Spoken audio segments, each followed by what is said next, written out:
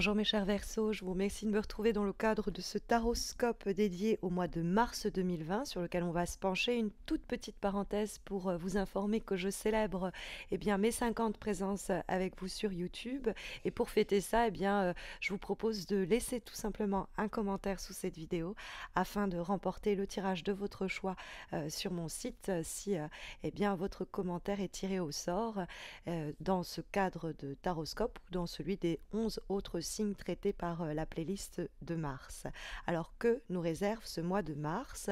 Il y a la présence du 2 de coupe que nous trouvons dans les aspects positifs et qui amène le tirage vers quelque chose de relationnel. On a dans le cadre du 2 de coupe, ces deux personnes qui partagent cette coupe. Et ces coupes, il y a l'idée de réconciliation fréquemment soulignée par la présence du 2 de coupe. C'est des moments sinon de rencontre, de partenariat. Donc on peut avoir soit l'idée que vous faites une nouvelle rencontre affective et il y a beaucoup d'attirance, beaucoup d'attraction. On se dit qu'il y a ce qu'il faut en termes de potentiel pour éventuellement s'engager vers une relation sérieuse, mais le 2 de coupe nous dit de prendre notre temps. Soit on a l'idée d'une réconciliation, notamment avec le 4 de bâton qu'on trouve dans les obstacles, qui peut nous parler de difficultés, notamment dans une relation au sein d'un foyer, et par extension aussi avec la famille. Le 4 de bâton nous parle des gens avec lesquels on a vécu également, donc ça peut être des parents proches ou éloignés, et donc avec le 2 de coupe et la discussion que ces deux cartes entretiennent, on peut comprendre qu'il y a eu un vécu dans un foyer ou dans la famille qui a été difficile et qu'il y a une possibilité d'apaiser les choses. Bon, après, on peut aussi dire la même chose sur le plan professionnel, des tensions au sein du foyer professionnel. Mais bon, pour revenir à ce 2 de coupe, on a tout de même quand même l'idée de trouver sur le plan du boulot une forme de reconnaissance. C'est sinon carrément une association, un partenariat qui nous est proposé. Il y a l'idée de partage, il y a l'idée de coopération et il y a l'idée d'équilibre. Donc on met nos forces en commun en vue d'une harmonisation. Il peut y avoir, comme je vous ai dit, éventuellement une réconciliation, mais ça doit nous permettre de trouver un nouvel équilibre. C'est ce que ce 2 de coupe annonce sur le plan, en tout cas, relationnel. Et puis sur le plan professionnel, ça peut être une combinaison de forces qui s'avère être fructueuse. Il n'est pas impossible que cela suscite des questions, que vous soyez un peu hésitant à propos de cette nouvelle union, à propos de cette éventuelle collaboration. Notamment, le 4 bâton, ça peut être également l'idée de fondations un petit peu instables ou qui ne sont pas encore vraiment présentes avec le 2 de coupe dans l'idée de cette nouveauté et qui suscitent donc des hésitations telles que le 2 de denier va l'indiquer. Parce que le 2 de denier, c'est jongleur du tarot de Marseille. Alors, il essaye de jongler malgré souvent des sentiments contraires ou des peur de perdre le contrôle, mais ça peut être aussi une plus grande confusion mentale. C'est-à-dire que dans les prémices de cette nouvelle relation, de cette réconciliation ou de cette proposition de partenariat, on pourrait être en train de se questionner. J'y vais pas, on se tâte, est-ce qu'il y a un véritable potentiel, est-ce que ça vaut le coup? Peut-être parce qu'on a déjà un boulot, déjà un projet, et que du coup, on n'est pas certain. Après, il y a l'idée aussi de démarrage, de commencement, et le 2 de denier peut nous signaler que dans les premiers temps, il y a des bases qui ne sont pas encore assez solides. Le 4 de bâton dans les obstacles nous les indique, ces bases et ces fondations un peu précaires. Et donc, comme on est en train de poser les premières pierres de cette réconciliation, de ce partenariat, de cette association ou de cette relation, ça pourrait être un peu fragile et on pourrait être un petit peu en train de danser, en train de se dire je peux faire confiance, est-ce que c'est assez solide, est-ce que y a des possibilités de faire avancer les choses, et le 4 de bâton nous dit bon de toute façon ça fait partie avec le 2 de denier de cette incertitude des premiers temps quand on est en train de poser les premières pierres. Donc il faut vivre avec et voir un peu comment les choses vont évoluer, parce qu'on a ce 8 de bâton qui donne la direction. Et puis donc ce 4 de bâton dans les obstacles peut nous dire que vous êtes dans une situation où il y a eu peut-être une tension qui s'est accumulée. Par exemple, là où vous exercez aussi, c'est éventuellement possible qu'il y ait une tension parce qu'il y a des choses qui sont encore en cours, que vous avez plusieurs situations à gérer simultanément, les fameux 2-2, 2 de coupe, 2 de denier, que vous vous demandez si vous allez garder l'équilibre parce que bah, ça fait beaucoup à gérer. Et dans toute cette tension, dans toute cette excitation, le 4 de bâton pourrait simuler des situations stressantes et signaler éventuellement des problèmes de communication avec votre entourage et votre environnement. Hein, mais c'est le stress des premiers temps, d'une situation un peu bancale dans les premiers temps, mais qui va être amené à s'équilibrer parce que le 4 de bâton, c'est des blocages, mais ça va être des blocages momentanés. C'est une période de transition.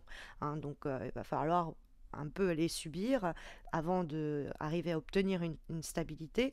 Peut-être qu'on s'interroge aussi avec ce 2 de denier et ce 4 bâton dans les obstacles sur l'idée, est-ce que ça va marcher sur du long terme? Est-ce que ça vaut le coup de m'investir?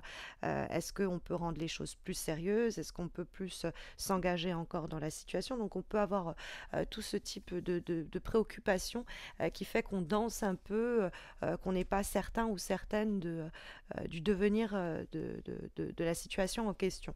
Et donc il y a une peur de déséquilibre, une peur de perte d'équilibre qui peut être en ce sens signalée par la présence du 8 de bâton, du 2 de denier et de la discussion que la carte entretient avec notamment le 8 de bâton.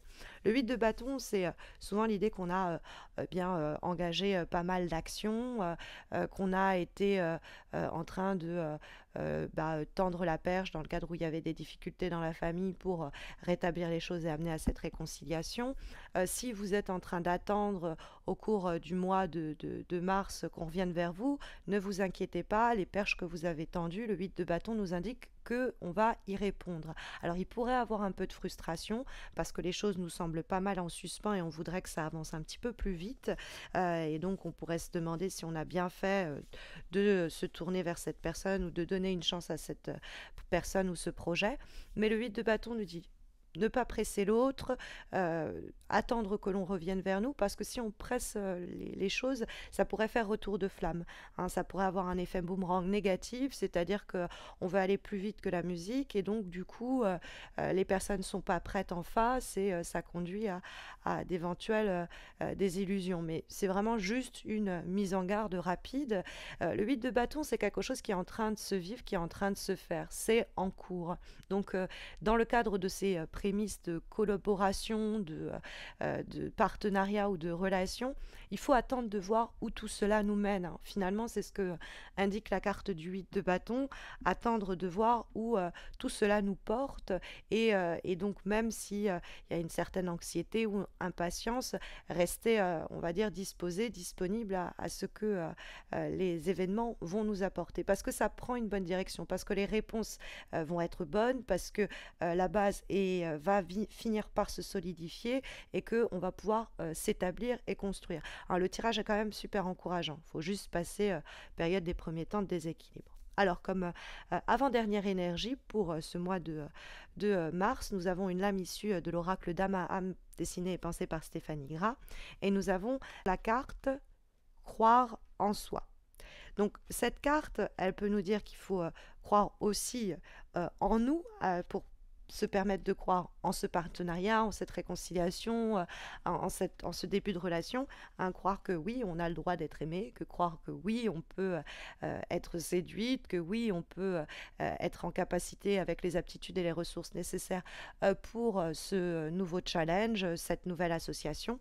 Hein, donc l'idée de croire en soi et s'autoriser justement de vivre ces nouvelles sensations, ces nouvelles situations, oser créer ces nouveaux projets, hein, avec toujours beaucoup de souplesse, parce que la carte croire en soi nous invite à une certaine flexibilité, une certaine légèreté face à l'inattendu. Donc on attend aussi de voir où tout cela nous mène, et en ce sens, ça rejoint pas mal l'énergie du 8 de bâton qui nous dit allons voir où où cette relation, où ce partenariat nous amène, sans trop anticiper, en laissant aussi, il y a aussi croire en soi, mais il y a aussi croire en ce que la vie nous met sur le chemin. Donc avec ce fameux 8 de bâton, croire que ça nous amène quelque part, que ces bâtons sont suspendus en l'air, mais pas vainement.